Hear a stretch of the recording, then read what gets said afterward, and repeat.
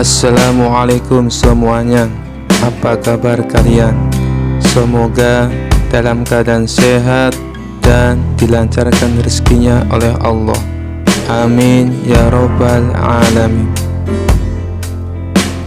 Suatu hari ketika kepala desa dan Abu Nawas sedang duduk di sebuah kedai kopi, dia membacakan salah satu puisinya untuk Abu Nawas. Kemudian dia bertanya kepada Abu Nawas, "Bagaimana? Apakah kamu menyukainya?" Abu Nawas membalas, "Itu sangat buruk." Kepala desa marah dan menghukum Abu Nawas untuk dimasukkan ke penjara selama 3 hari.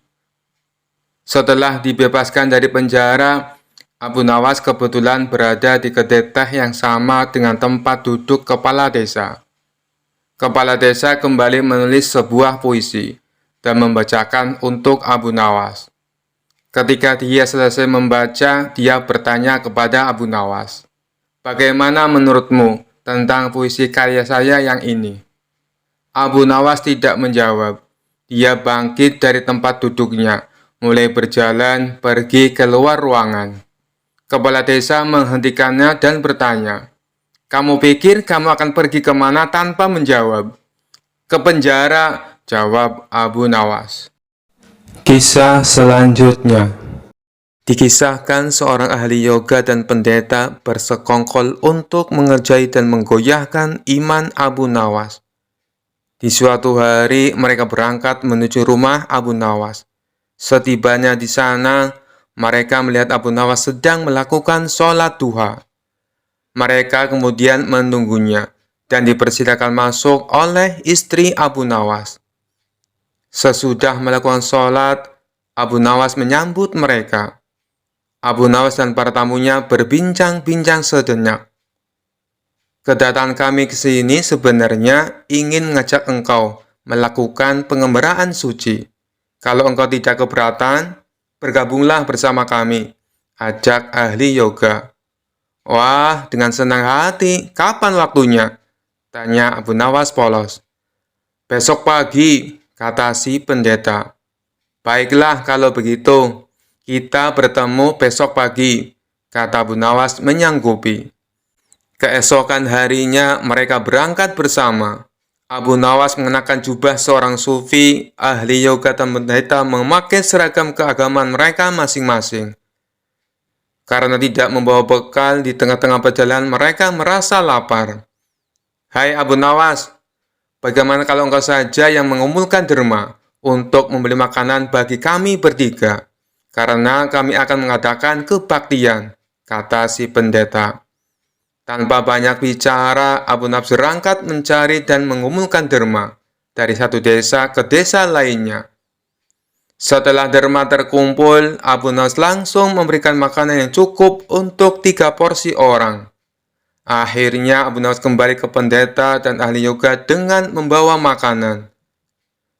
Karena tak sanggup menahan rasa lapar, Abu Nawas pun berkata, "Mari segera kita bagi makanan ini sekarang juga." "Jangan sekarang, kami sedang berpuasa," kata ahli yoga. "Tetapi aku hanya menginginkan bagianku saja. Sedangkan bagian kalian, terserah. Kalian mau dimakan kapan saja," pinta Abu Nawas. "Aku tidak setuju. Kita harus selalu bersama dalam berbuat apapun," kata pendeta. "Betul, aku pun tidak setuju. Karena waktu makanku besok, bukan sekarang," kata ahli yoga. "Bukankah aku yang kau suruh untuk mencari derma, dan sekarang telah kutukar dengan makanan ini? Sekarang kalian tidak mengizinkan aku mengambil bagianku sendiri. Itu tidak masuk akal," kata Abu Nawas mulai merasa jengkel. Pendeta dan ahli yoga tetap bersikeras tidak mengizinkan Abu Nawas mengambil bagiannya. Kali ini Abu Nawas benar-benar merasa jengkel dan marah. Akan tetapi Abu Nawas tidak memperlihatkan sedikit pun kejengkelan dan kemarahannya. "Bagaimana kalau kita mengadakan perjanjian saja?" kata pendeta kepada Abu Nawas. "Perjanjian apa?" tanya Abu Nawas.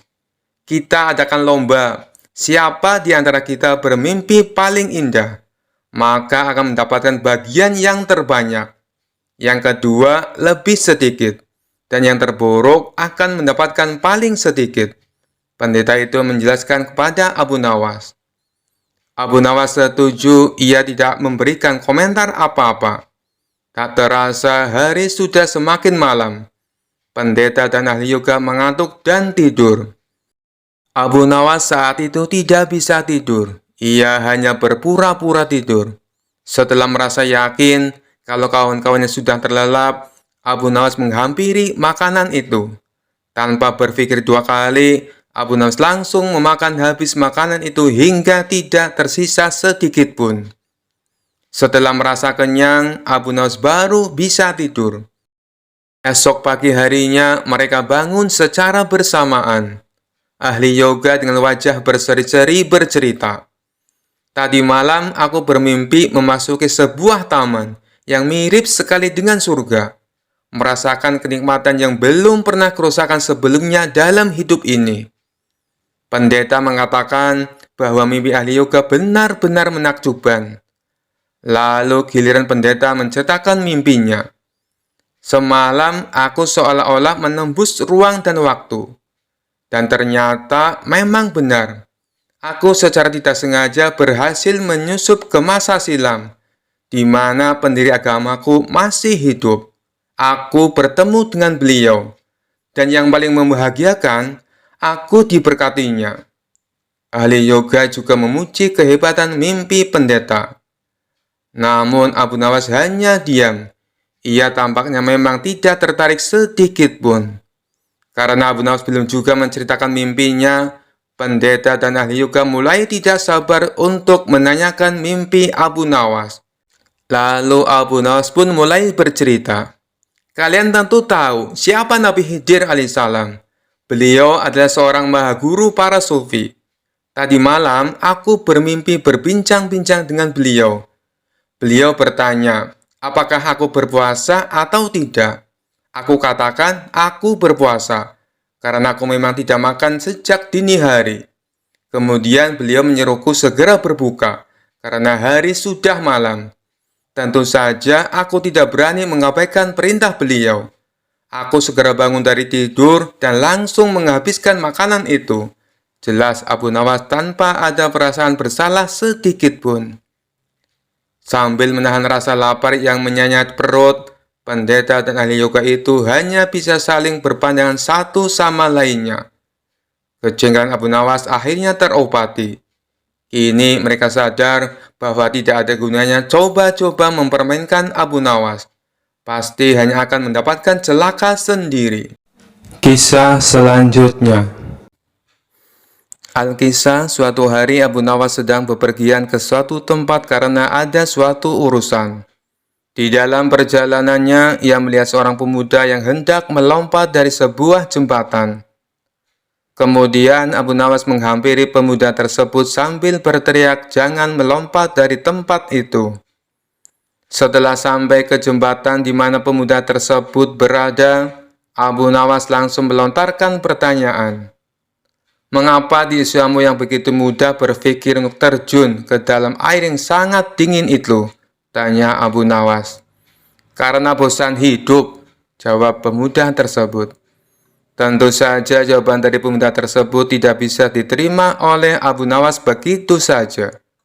Maka Abu Nawas pun kembali berkata, "Anak muda, dengarkan saya. Jika kamu terjun ke sungai itu, saya harus terjun juga menyusulmu untuk menyelamatkanmu. Air itu dingin sekali. Saya baru saja sembuh dari radang paru-paru. Tahu maksud saya bisa mati. Saya mempunyai istri dan anak. Apakah kamu mau hidup dengan beban pikiran seperti ini?" ujar Abu Nawas. "Tentu saja tidak," jawab pemuda itu kepada Abu Nawas. "Maka dengarkan saya. Jadilah orang baik-baik, bertobatlah, dan Allah akan mengampunimu. Pulanglah. Nah, dalam kesendirianmu dan di rumah yang sepi itu, gantunglah dirimu," ujar Abu Nawas seraya balik kanan pergi. Setelah mendengarkan perkataan Abu Nawas, pemuda itu membatalkan niatnya untuk bunuh diri dan kembali pulang ke rumahnya. Dalam perjalanan selanjutnya, Abu Nawas didatangi oleh seorang laki-laki bejat. Tanpa basa-basi, laki-laki tersebut langsung menanyakan sesuatu kepada Abu Nawas. "Wahai Abu Nawas, aku ingin sekali memiliki kemampuan melihat setan. Apa kau bisa mengajariku bagaimana cara melihatnya?" tanya laki-laki bejat tersebut. "Tentu bisa, tepat sekali kau bertemu denganku," jawab Abu Nawas mengiyakan permintaan laki-laki itu. "Kalau begitu, tunjukkan kepadaku," ujar laki-laki tersebut kepada Abu Nawas. "Itu mudah sekali. Apa kau mempunyai cermin di rumah?" kata Abu Nawas. "Tentu saja punya, wahai Abu Nawas," jawab laki-laki itu kembali. Kemudian Abu Nawas pun memberitahukan cara melihat wujud setan kepada laki-laki bejat tersebut. "Jadi begini caranya, pandangi cerminmu betul-betul. Tidak butuh waktu lama, kau akan melihat wujud setan yang ingin kau ketahui," jelas Abu Nawas. Pemuda itu yang mengetahui maksud dari perkataan Abu Nawas hanya bisa tertawa terpingkal-pingkal. Kisah selanjutnya. Suatu hari ada seorang pencuri yang sangat lihai di kota tersebut, sehingga sering membuat cemas dan gusar penduduknya. Berbagai cara telah ditempuh untuk dapat menangkapnya, namun hasilnya selalu nihil. Tak ada hasil sama sekali. Sang pencuri tetap saja tidak dapat ditemukan. Tentu saja hal ini semakin membuat khawatir penduduk di sana. Sampai suatu ketika ada salah satu saudagar kaya yang mengadakan sayembara untuk menangkap pencuri tersebut. Sebelumnya, saudagar tersebut telah kehilangan hartanya akibat dicuri. Saudagar itu berjanji akan memberikan seluruh harta yang telah dicuri darinya bagi siapa saja yang berhasil menemukan pencurinya. Sebab saudagar kaya itu merasa penasaran sebenarnya siapa pencuri yang begitu lihai mencuri di kota tersebut. Begitu sayembara ini diumumkan, tentu saja sangat banyak penduduk yang ikut berpartisipasi. Bagaimana tidak, hadiah yang ditawarkan begitu menarik perhatian mereka. Namun, apa yang terjadi? Tetap saja tidak ada yang mampu menangkap pencuri itu. Sampai akhirnya, sang hakim memutuskan untuk meminta bantuan kepada Abu Nawas, yang dikenal memiliki kecerdikan dan kesaktian yang luar biasa. Mendengar berita tersebut, tentu saja membuat si pencuri menjadi takut dan khawatir. Dia sempat berpikir untuk kabur melarikan diri ke kota lain. Namun, dia abaikan pikiran kabur itu. Sebab melarikan diri hanya akan membuat penyamarannya terbongkar dan membuat sulit untuk mencuri kota itu lagi. Tak lama sepulangnya Abu Nawas dari sebuah perjalanan, dia memutuskan untuk mengumpulkan seluruh penduduk kota di sebuah lapangan kota yang cukup besar. Kemudian dia berkata dengan lantang, "Wahai para penduduk kota, kali ini aku akan memberikan kalian masing-masing sebuah tongkat sakti yang telah aku beri mantra. Tongkat ini harus kalian kembalikan kepadaku besok pagi di pengadilan kota. Ketahuilah bahwa tongkat ini akan bertambah panjang 1 jari kelingking ketika dipegang oleh pencuri. Dan bagi yang tongkatnya berubah bertambah panjang 1 kelingking, maka dia akan mengalami kejadian seperti itu." Abu Nawas kemudian mengangkat tongkatnya dan mengarahkannya ke sebuah pohon kelapa besar di belakangnya. Duar! Tiba-tiba pohon kelapa itu meledak dan buah kelapa jatuh berguguran. Penduduk kota yang hadir pun merasa takjub dengan apa yang telah mereka saksikan. Mereka mengira telah melihat kejadian luar biasa yang dilakukan oleh Abu Nawas. Tanpa mereka sadari bahwa pohon kelapa itu sebenarnya telah ditaburi bubuk misiu peledak oleh istri Abu Nawas. Dan ketika mendapat isyarat dari Abu Nawas, secara diam-diam istri Abu Nawas menyalakan api ke arah sumbu misiu untuk meledakkannya. Hal ini tentu saja membuat hati pencuri menjadi semakin takut dan panik. Dia terus saja mencurahkan pikirannya agar bisa lolos dari pengujian besok hari. Sampai akhirnya, Sebelum tidur, dia menemukan cara yang jitu. Dia berpikir bagaimana caranya agar tongkat itu tidak bertambah panjang ketika dia pegang besok hari.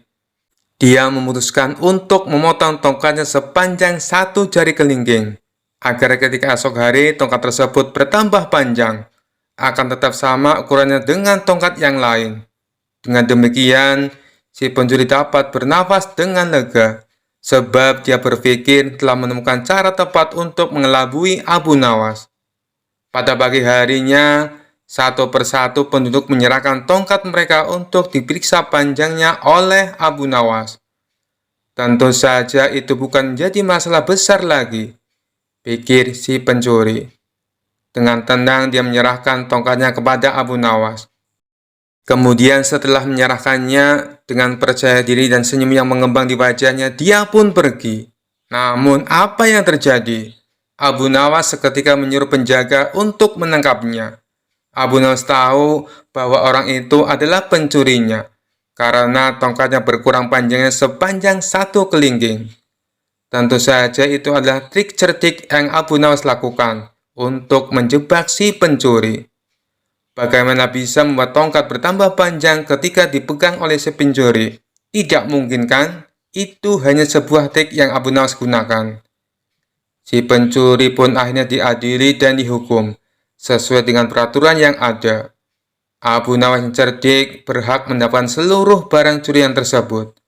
Namun karena kebijaksanaannya, Abu Nawas menyerahkan sebagian harta curian itu kepada keluarga si pencuri, dan sebagian lagi dia gunakan untuk dirinya dan untuk dibagikan juga kepada orang yang membutuhkan di sekitarnya. Kisah selanjutnya.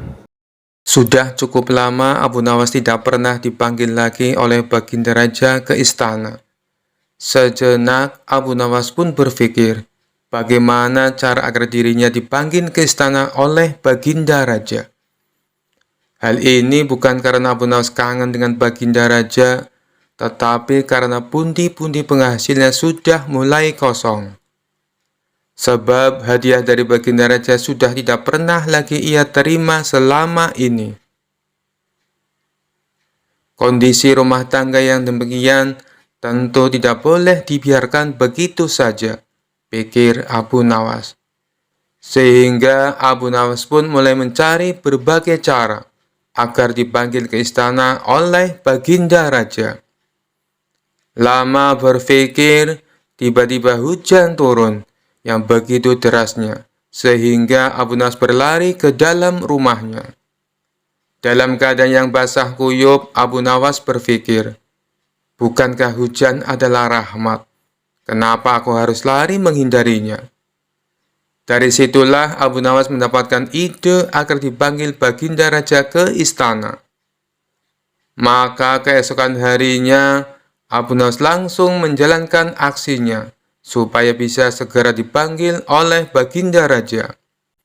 Abu Nawas pergi ke pasar dan berdiri di tengah-tengah keramaian, lalu berkata seperti orang yang beraliran sesat, "Wahai umat manusia, saya Abu Nawas adalah orang yang sangat membenci pada yang hak dan suka kepada yang fitnah. Dan saya adalah orang yang lebih kaya dibandingkan Allah," ujar Abu Nawas berkali-kali. Padahal selama ini Abu Nawas dikenal sebagai orang alim yang taat, sehingga banyak warga yang heran dengan sikapnya tersebut. Dia memang gemar bersikap jenaka, hanya saja leluconnya tidak pernah ngawur seperti sekarang. Akhirnya warga yang merasa tidak suka mendengar perkataan Abu Nawas, maka ulah Abu Nawas tersebut langsung diadukan ke Baginda Raja. Mendengar pengaduan para warga, Baginda Raja pun menjadi geram dan memerintahkan prajurit untuk segera menangkap Abu Nawas. Setibanya Abu Nawas di istana, Baginda Raja langsung membentaknya dengan sangat keras dengan penuh amarah. "Kamu sudah murtad, Abu Nawas. Perkataanmu bukan lagi lelucon, dan ini tidak bisa lagi dibiarkan. Kamu harus masuk penjara," kata Baginda Raja kepada Abu Nawas. Kemudian Abu Nawas pun mempertanyakan kesalahannya kepada Baginda Raja. Memangnya salah saya apa, Baginda Raja?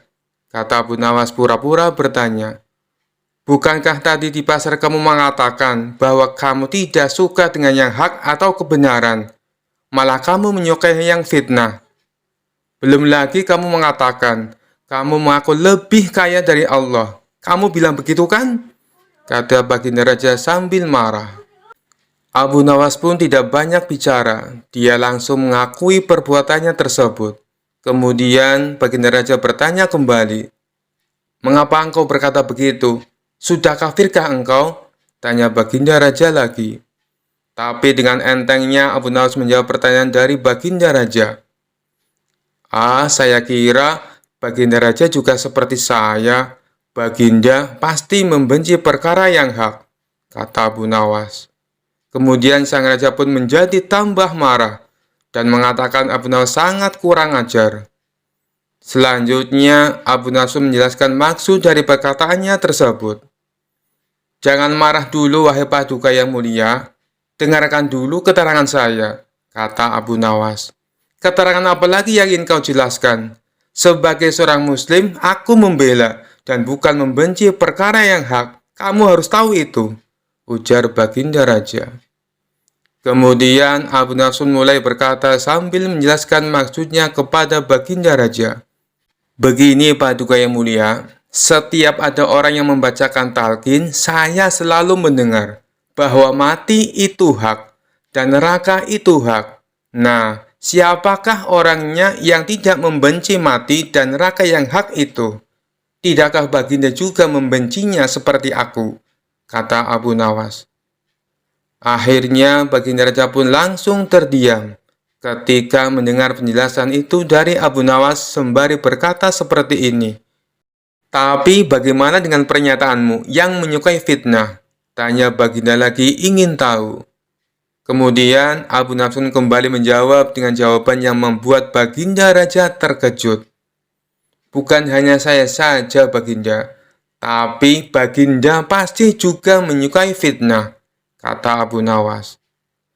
Baginda barangkali lupa bahwa di dalam Al-Quran disebutkan, harta benda dan anak-anak kita adalah fitnah. Padahal Baginda juga menyenangi harta dan anak-anak, seperti halnya saya. Benar begitu Paduka yang mulia? Lanjut Abu Nawas. Baginda Raja pun hanya membenarkan perkataan Abu Nawas dan mengangguk-anggukkan kepalanya lagi. Kemudian Baginda Raja bertanya kembali kepada Abu Nawas. Lalu bagaimana dengan pernyataanmu yang mengaku lebih kaya daripada Allah? Apakah kamu sudah sinting? Kamu tahu kan kalau Allah itu maha kaya dan maha segala-galanya, kata Baginda Raja kepada Abu Nawas. Kemudian Abu Nawas kembali menjawab pertanyaan dilontarkan Baginda Raja. Anak adalah kekayaan. Baginda pasti tahu itu. Sedangkan Allah tidak mempunyai anak. Saya mempunyai anak. Berarti saya lebih kaya daripada Allah.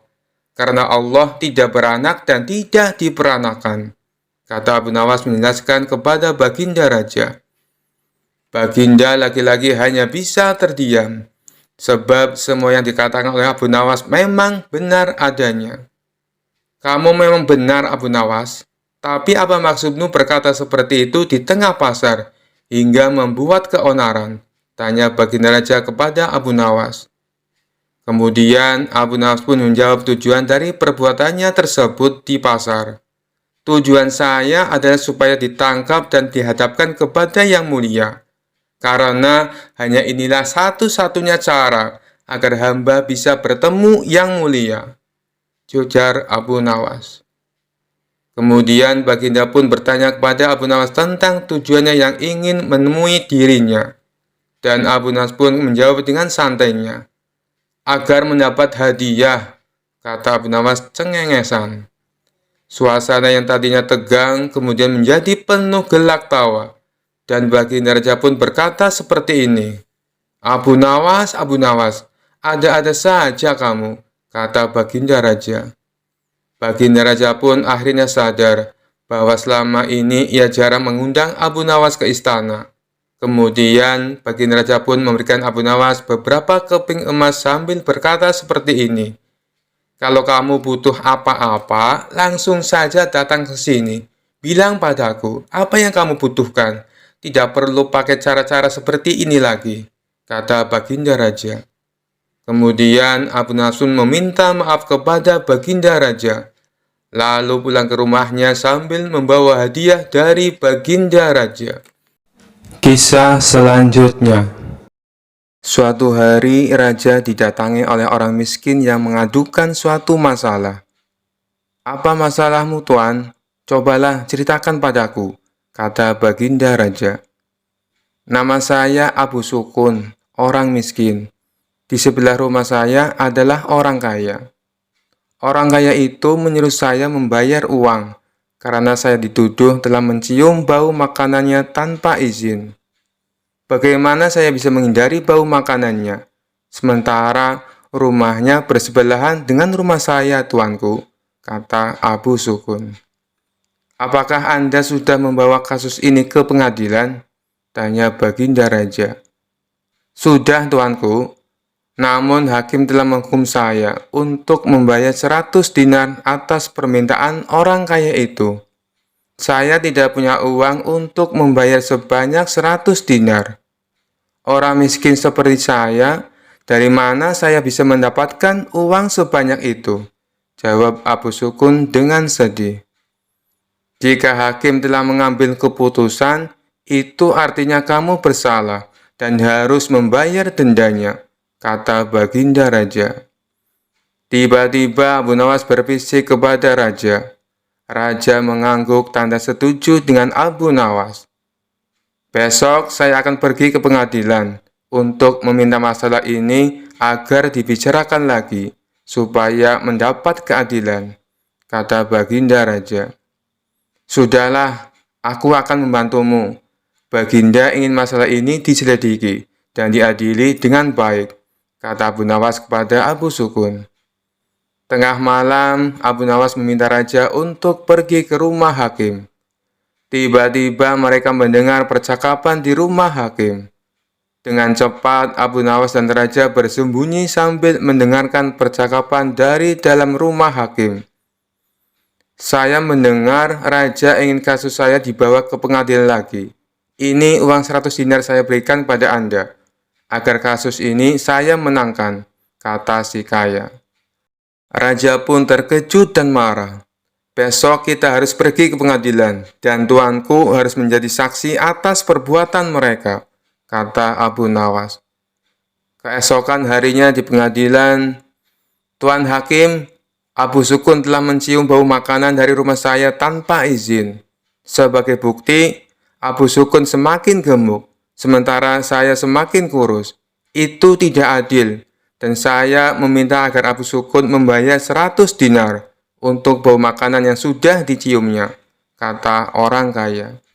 Di pengadilan, Abu Nawas adalah pengacara Abu Sukun. Abu Nawas berkata, "Tuan Hakim, tidak adil jika Abu Sukun dihukum hanya karena mencium bau makanan saja. Sedangkan orang kaya ini yang memakan makanan dan merasa kenyang. Agar adil, saya usulkan supaya orang kaya ini dibayar dengan mendengar suara uang 100 keping dinar," kata Abu Nawas tegas.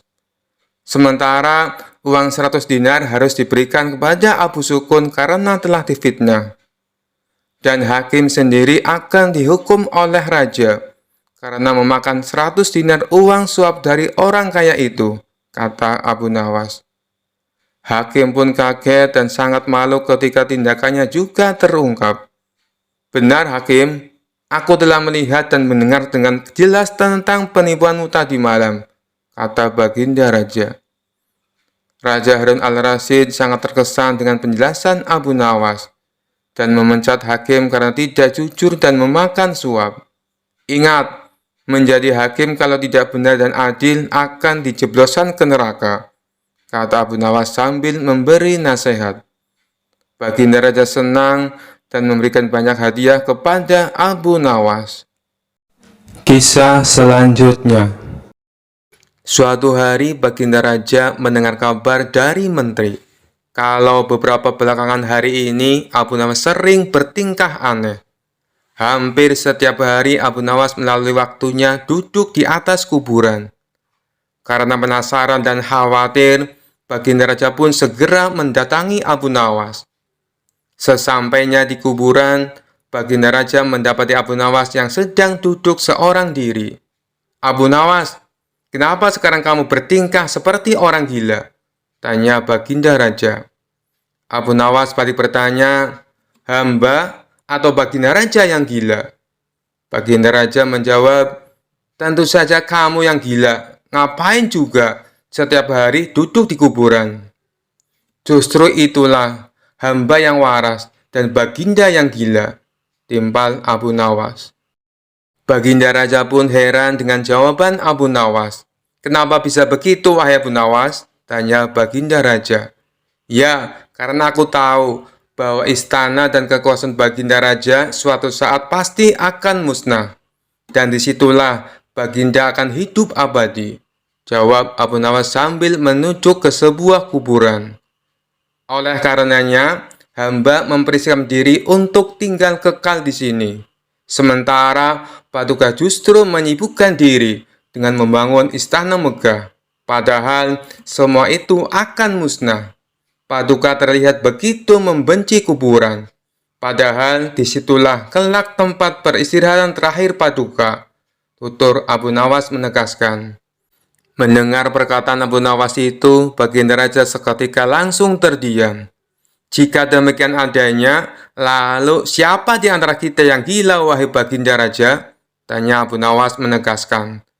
Baginda Raja tidak mampu bicara sedikit pun. Ia hanya bisa menangis terisak. "Demi Allah, benar sekali apa yang kau katakan. Nasihatilah aku, wahai Abu Nawas," pinta Baginda Raja. Dengan pandangan sorot mata yang tajam, Abu Nawas berkata, "Cukuplah Baginda melakukan banyak amalan soleh." Perlahan tangis Baginda Raja mulai reda. "Terima kasih atas nasihatnya, wahai Abu Nawas. Apakah kau mengingat sesuatu dariku?" tanya Baginda Raja. "Ya," jawab Abu Nawas. "Ada 3 permintaanku kepada Anda, wahai Paduka. Jika Anda sanggup melakukannya, hamba akan sangat berterima kasih sekali kepada Anda," ujar Abu Nawas. "Baiklah, katakan apa permintaanmu?" balas Baginda Raja. "Pertama, bisakah Paduka yang mulia menambah atau memperpanjang usia hamba?" tanya Abu Nawas. "Tentu saja aku tidak mungkin mampu melakukannya," jawab Baginda Raja. "Permintaan hamba yang kedua, mampukah Paduka Raja menjaga hamba dari malaikat maut?" tanya Abu Nawas lagi. "Tentu saja aku tak akan mampu, wahai Abu Nawas," jawab Baginda Raja. "Baik, sekarang permintaan hamba yang ketiga. Mampukah Paduka memasukkanku ke surga dan menjauhkan diri hamba dari api neraka?" pinta Abu Nawas. "Itu juga tidak mungkin mampu aku melakukannya, wahai Abu Nawas," jawab Baginda Raja. Kemudian Abu Nawas berkata, "Kalau begitu, hamba tidak membutuhkan bantuan Anda. Silakan Paduka Raja pergi dari sini." Baginda Raja lantas meninggalkan Abu Nawas seorang diri di sebuah pemakaman yang penuh ketenangan. Sekian dulu perjumpaan kita kali ini. Sampai bertemu lagi di kisah-kisah selanjutnya. Terima kasih yang sudah subscribe dan setia menonton channel ini. Wassalamualaikum warahmatullahi wabarakatuh.